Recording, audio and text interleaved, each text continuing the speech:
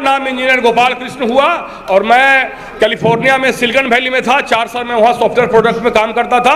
अभी मैं लगभग 20 साल से सॉफ्टवेयर में काम कर रहा हूँ, अभी भी मैं कर रहा हूँ। लेकिन मुझे लगा कि ये लोकतंत्र की लड़ाई है, मेरा आना ज़्यादा जरूरी है। और इसलिए मेरा आना ज़्यादा जरूरी है कि आपने कहा कि ईवीएम खराब है। मैं कहता हूँ कि कैसे खराब है, वो प्रोग्राम बताइए, वो जनता के बीच में प्रोग्राम लाइए। प्रोग्राम जानना चाहता है कि सोर्स कोड क्या है, उसका किसने प्रोग्राम लिखा है, किसने उस चिप को लाया है, उसको किसने सर्टिफाइड किया है। तो कंट्रोल यूनिट से पहले वीवीपैट होता है, वीवीपैट में पर्ची प्रिंट होती है। तो जब उन्होंने ये बताया हमें भरोसा देने के लिए, भारत की जनता को भरोसा देने के लिए कि पर्ची प्रिंट हो रही है, तो मैं कहता हूं कि पर्ची में गिनूंगा। क्या तकलीफ है आपको पर्ची को गिन लेने में? अगर हम पर्ची को गिनना चाहते हैं तो क्या नुकसान है आपको गिनने में? क्यों आप डरते हैं चुनाव से? जब आपके पास वोट है, जब सब कुछ है, तो आपने 50 चुनाव करवाया ईवीएम से। मैं एक चुनाव की मांग करता हूं कि बैलेट पेपर से करे, और नहीं तो वो पर्ची को गिने। क्योंकि ये आप प्रोग्राम को नहीं जानते हैं। प्रोग्राम डिजिटल काम करता है, उसमें टाइमर लगा होता है, किस टाइम पर वोट को चेंज किया जाएगा। आपने सुबह में मॉकअप टेस्ट किया 9 बजे, लेकिन जब चुनाव शुरू होता है, मान लीजिए कि मैंने टाइमर लगाया कि 12:55 पर उसमें 500 वोट ऐड हो जाओ, तो वो हो जाएगा। आपने इलेक्ट्रॉनिक्स डिवाइस छोटे से मोबाइल में जिसमें इंटरनेट नहीं होता है, आपने सेट किया होगा अलार्म। वो छोटा सा मोबाइल जो होता है नोकिया वाला, कीपैड वाला, उसमें इंटरनेट नहीं होता है, लेकिन आपके ऑर्डर को वो लेता है कि 6 घंटे बाद मुझे अलार्म बजाना है। ये कौन कर रहा है? ये प्रोग्राम करता है। तो प्रोग्राम क्या क्या कर सकता है कि आप मेरी आवाज को भी रिकॉर्ड कर रहे हो जबकि आप हमसे दूर खड़े हैं।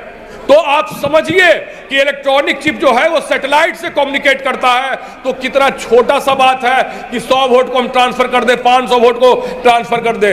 एक जिला में 400 बूथ होता है। अगर 10-10 वोट ट्रांसफर किया तो 4000 वोट ट्रांसफर हो गया, जो कि रिजल्ट बताने के लिए काफी है। तो मुझे चुनाव से दिक्कत नहीं है, मैं चुनाव के पक्ष में खड़ा हूं। भारत की जनता चुनाव के पक्ष में खड़ी है, लेकिन वो चाहती है कि हमारा वोट कहां गया ये मुझे दिखे। ये हम किसी के कहने पर भरोसा नहीं करेंगे। किसी के कहने पर हमने भरोसा नहीं किया कि हमने एक दबाया तो वो चला गया, इसकी क्या गारंटी है? कौन देख रहा है? आप एक बहुत छोटी सी बात समझिए कि आपने एक दबाया और एक वोट कंट्रोल यूनिट में ऐड हो गया। ये किसने किया? ये प्रोग्राम ने किया। प्रोग्राम क्या क्या कर सकता है ये आप अपने मोबाइल से पूछिए, अपने ही मोबाइल से जो हजारों मैसेज को रखे हुए हैं। क्या फर्क पड़ता है?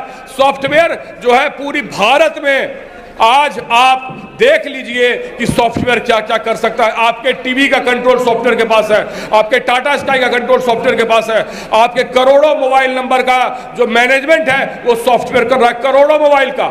आप एक छोटा सा एग्जांपल लीजिए कि जब आप एटीएम से पैसा निकालते हैं, अगर आपने के अकाउंट में 1000 रुपया है और अगर आपने उसमें डाला 2000, तो आपका मशीन लिख देगा इनसफिशिएंट बैलेंस।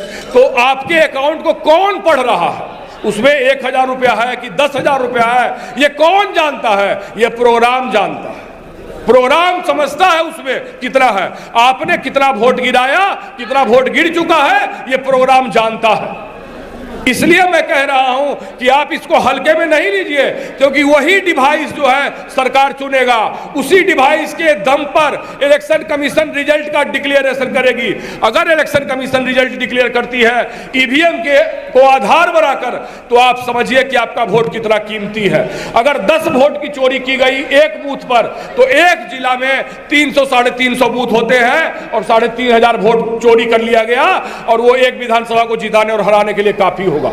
आपको यह समझना होगा कि सॉफ्टवेयर क्या क्या कर सकता है। आपने एक दबाया, वो इलेक्शन कमीशन में गया, वो कंट्रोल यूनिट में गया। आपने 2 दबाया, वो कंट्रोल यूनिट में गया। मुझे आप बताइए कि 1 और 2 में फर्क वो कैसे करता है? ए दबाया मैंने एप्पल को गया, 2 दबाया वो बनाना को गया, तो फर्क कैसे करता है कि 1 आया है तो एप्पल में बढ़ाना है और 2 आया है तो बनाना में बढ़ाना है, ये काम भी प्रोग्राम करता है। इसलिए मैं कहता हूं कि पर्ची गिना जाना ही एक आखिरी उपाय है, नहीं तो चुनाव का कोई मतलब नहीं रह जाएगा। आप सब एक मानसिक गुलाम हो। गुलाम क्या होता है?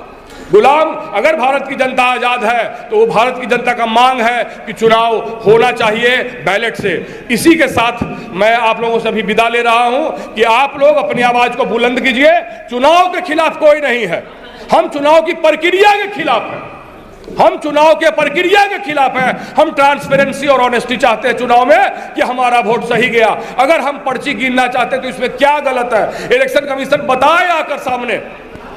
और पिछले 10 साल में इलेक्शन कमीशन की भूमिका भारत के लोकतंत्र के खिलाफ रहा है। इसलिए हम आप सबों को आग्रह करना चाहते हैं कि आप सॉफ्टवेयर से बचिए और सारे मामले को समझिए कि चुनाव को हम कैसे ट्रांसपेरेंट बनाएंगे। इसी के साथ साथ बहुत बहुत धन्यवाद।